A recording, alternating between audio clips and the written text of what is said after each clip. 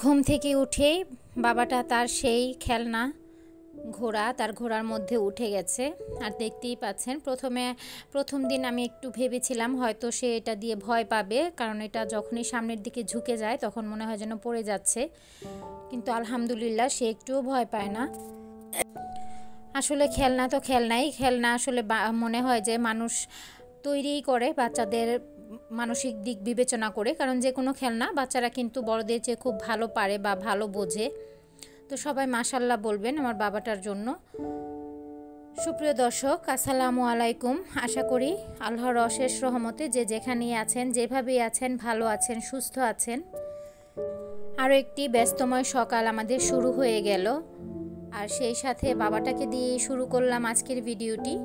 তো দেখতেই পাচ্ছেন সে আবার আমাকে একটু হাসির অভিনয় করেও দেখাচ্ছিল, যদিও সে মাত্রই ঘুম থেকে উঠেছে। এটা তার প্রতিদিনের কাজ, ঘুম থেকে ওঠা মাত্রই তার এই ঘোড়াটা তার লাগবে। 2-1 মিনিটের মতো সে এটার মধ্যে একটু বসে এরকম খেলা করবে, তারপর শেষ, তারপর শুরু হয়ে যাবে তার মার পিছন পিছন ঘোরা, বারবার রান্নাঘরে চলে আসা, আর আমার বারবার সেই তাকে নিয়ে আবার টিভিতে বসিয়ে দেওয়া, কার্টুন দেখানো। তো ছোটো মেয়ে বাসায় ছিল, তো ওকে বসিয়ে এখন ছেলেকে বসিয়ে দিয়েছি। ওরা এখন বসে কার্টুন দেখছে, আর আমি এদিকে নাস্তার প্রস্তুতি নিয়ে নিলাম। তো নাস্তার প্রস্তুতি বলতে রুটি বানানোর মতো অবস্থায় নেই, কারণ প্রচণ্ড পরিমাণে গরম, সেই সাথে বারবার কারেন্ট চলে যাওয়া, আসলে খুবই হযবরল একটা পরিবেশ। আমি জানি সবাই আমার মতো একই অবস্থায় আছেন, আর আমাদের মতো গৃহিণী যারা আছেন, যারা চাইলেই হুট করে রেস্টুরেন্টে চলে যেতে পারি না, যারা চাইলেই সব কিছু করতে পারি না, বাহির থেকে খাবার অর্ডার করে, ফুড পান্ডায় অর্ডার করে এভাবে খেতে পারি না, তাদের কিন্তু রোজ রোজ এই চুলার কাছে যাওয়া একেবারেই যেন নিত্য প্রয়োজনীয় হয়ে গেছে, আর জীবনের সাথে ওতপ্রোতভাবে মিশে গেছে। ঝড় বৃষ্টি আর যত রোদ, যত তাপ, যত কিছুই থাকুক না কেন, আমাদের কিন্তু রান্নাঘরে যেতেই হবে, রান্না বান্না করতেই হবে, কারণ পেটেরও তো একটা জ্বালা আছে, সেটা মেটানোর জন্য হলেও কিন্তু রান্না করতেই হয়। কারণ রান্না না করলে খাবো কি? গরম কিন্তু আর পেট বুঝবে না, পেটে কিন্তু এর চেয়ে বেশি গরম লেগে যাবে যখন খাবার তৈরি না হবে।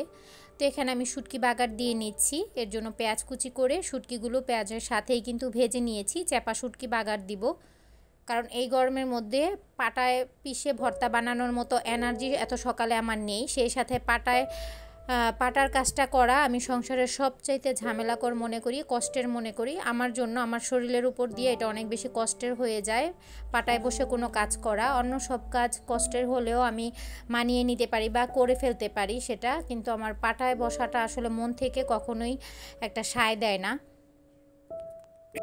পাটায় কাজগুলো আমি তখনই করি যখন সেটা পাটায় ছাড়া কোনো আর বিকল্প পদ্ধতি বা বিকল্প কোনো উপায় নেই, এটা পাটাতে করতেই হবে, তখনই পাটাটা মেলে বসি। এছাড়া কিন্তু আমি পাটাতে একেবারে পাটাটাকে ব্যবহার করি না বললেই চলে।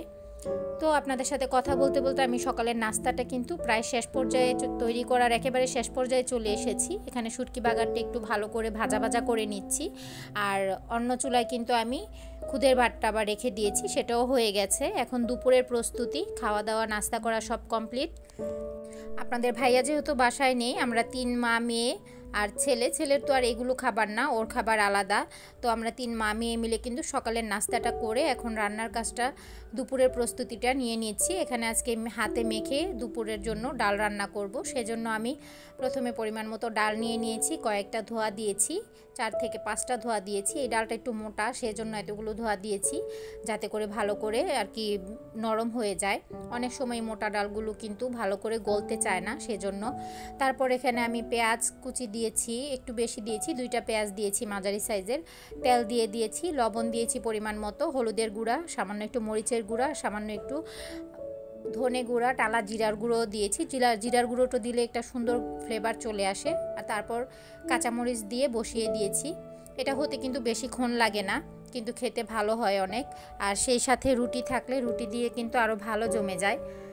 তারপর আমি এখানে আবার দুপুরের রান্নার জন্য কিন্তু টমেটো কেটে নিচ্ছি। আজকে পাবদা মাছ টমেটো দিয়ে ভুনা করে নিব। এই পাবদা মাছগুলো মা পাঠিয়েছিল, আমার মনেই ছিল না। আমি বেশ কয়েকদিন যাবৎ ভাবছিলাম যে মাছ নেই, ফ্রিজে মাছ নিয়ে আপনাদের ভাইয়াকে বলছিলাম, আর মানে এটা নিয়ে খুব জ্বালাতন করছিলাম যে মাছ নেই, কিন্তু সে আসলে সময় করে উঠতে পারছিল না, তো যে আমাকে মাছটা এনে দিবে। তো সব কিছু মিলিয়ে হঠাৎ করে দেখলাম যে কালকে আমার মনে হয়েছে যে আমার তো ফ্রিজে পাবদা মাছ আছে, তো সেই মাছটা কিন্তু নামিয়ে আমি কেটে কুটে নিয়েছি। মা যে মাছ দিয়েছে সেটা আমি ভুলে গিয়েছিলাম।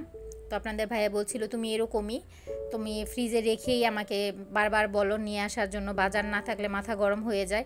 আসলে আমার এরকম হয়, আমি বাজার না থাকা জিনিসটা মেনে নিতে পারি না। মেনে নিতে পারি না বলতে বেশ কিছুদিন হয়ে গেলে আমার আসলে একেবারে সব কিছু খুব বেশি প্রেশার মনে হয় মাথার মধ্যে, যে মাছের বাজার নেই, ফ্রিজ খালি হয়ে গেছে, আর চাল নেই, ডাল নেই, মানে এই জিনিসগুলো বেসিক যে সমস্ত মেন যে জিনিসগুলো থাকে সেই জিনিসগুলো যদি সংসারে না থাকে তাহলে আমার একেবারে সব কিছু মিলিয়ে হজবরল অবস্থা হয়ে থাকে। মাথায় প্রচণ্ড পরিমাণে প্রেশার চলে আসে, কারণ আমার 2টা বাচ্চা আছে, তো তারা তো আমরা যা খাই তাই খাই, তো তাদেরকে আমি আসলে দিন শেষে কী খেতে দিব, প্রতিটা টাইমে কী খেতে দিব, তো সেই টেনশনটা আমাকে বেশি আসলে কাহিল করে ফেলে, যেটাকে বলে। আমরা বড় দুজন যদি হতাম তাহলে এতটা বিরক্ত হতাম না। মেয়েদের কথা চিন্তা করি আমি কিন্তু বেশি প্রেশার দেওয়া শুরু করি আপনাদের ভাইয়াকে।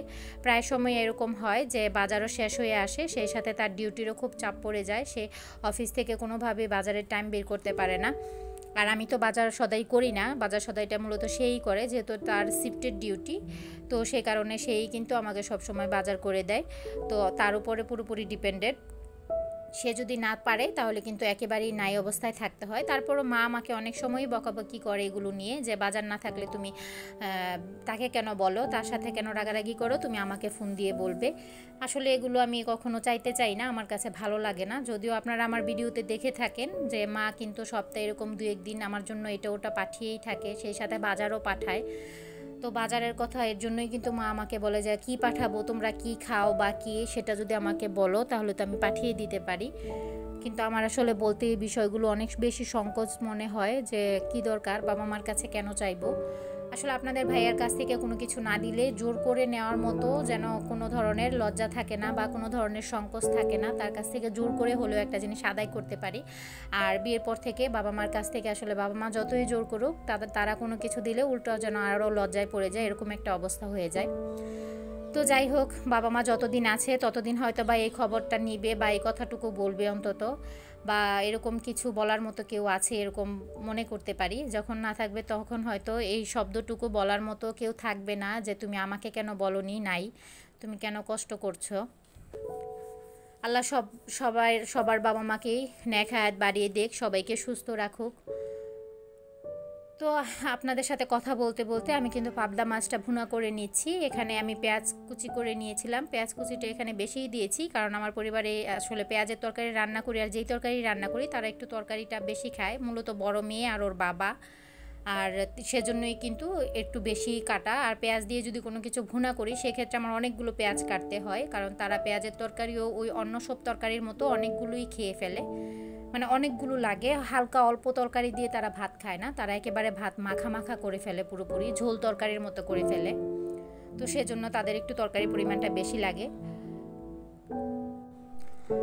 তো ভিডিওর এই পর্যায়ে আপনাদের কাছে একটি ছোট্ট রিকোয়েস্ট থাকবে, যারা আমার চ্যানেলটিতে আজকে নতুন তারা প্লিজ আমার চ্যানেলটি সাবস্ক্রাইব করে পরবর্তী ভিডিওর জন্য বেল আইকনে একটি ক্লিক করে দিয়ে পাশে থাকবেন, আর লাইক এবং কমেন্ট করে অবশ্যই আপনাদের গুরুত্বপূর্ণ মতামত জানাবেন। তো আমি আসলে আপনাদের সাথে এমন একটা ভিডিও এখন শেয়ার করতে যাচ্ছি যেটা আসলে একেবারে অনাকাঙ্ক্ষিত। আমি আসলে জানতামই না যে এরকম কিছু হতে চলেছে। বড় মেয়ের আসলে বায়না ছিল সে বাহিরে খেতে যাবে, সে যেহেতু অসুস্থ তাই ওর বাবা আর কথাটা ফেলতে পারেনি। সে বেশ কিছুদিন যাবতই নাকি তার বাবাকে খুব এটা নিয়ে পেরেশানি করছিল যে বাইরে খেতে যাবে, কারণ আমরা কোথাও যাই না, বাবার বাড়িতে যাই না, কোথাও যাই না, তো সারাক্ষণ আমরা ঘরে থাকি। যদিও আমাদের ফ্ল্যাট বাসা বা শহরে এলাকা না, কিন্তু গ্রামীণ পরিবেশও আমরা কিন্তু সারাক্ষণ মা মেয়েরা ঘরের ভিতরে থাকি, বাইরে উঠানেও আমাদের যাওয়া হয় না তেমন। তো সেজন্যই কিন্তু ওর বাবা আমাদেরকে আবার খাওয়ার জন্য নিয়ে গেল সন্ধ্যার পরে। তো আমার ভিডিওটি যদি একটু আপনাদের ভালো লাগে প্লিজ আমার চ্যানেলটি সাবস্ক্রাইব করে পাশে থাকবেন, আবার ওই অনুরোধটি রইল। আর এদিকে খাবার চলে আসতেছে, তো সেটার ভিডিও করলাম না, বাবু অনেক বেশি বিরক্ত করছিল সেজন্য ভিডিও করা হয়নি।